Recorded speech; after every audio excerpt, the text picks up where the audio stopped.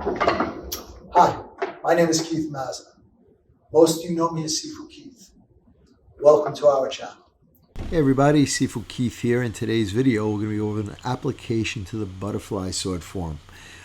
This is questions come up on numerous occasions, how to apply the upward Tong Dao or the upward figure 8 in the butterfly sword form.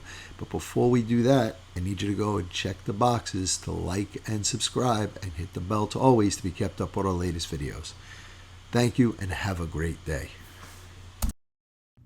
So the next sequence is the upward Tong Dao.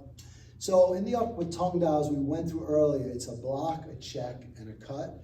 A block, a check, and a cut. So here you realize the same hand blocks and cuts on both sides.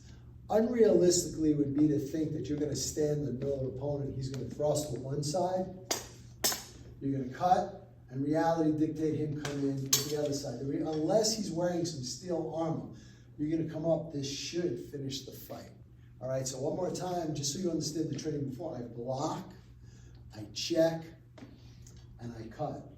I block, I check, and I cut. So when you're training on your own, block, check, cut, block, check, cut. Realistically, cross or parallel arm, you're only dealing with one thrust. So Keith comes in and thrusts, I'm going to step off the line and parry, block, check, and cut up. And if you would like a finishing technique, a double slash. Stepping off the line, block, check, cut up, double slash. Coming through, pop, check, cut up, double slash. And don't forget to hit the like, subscribe, and share buttons.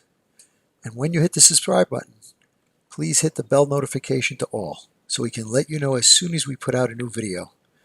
And we want you to know that we're here for you. So leave your comments below. We're going to get back to each and every one of you to make sure your questions get answered.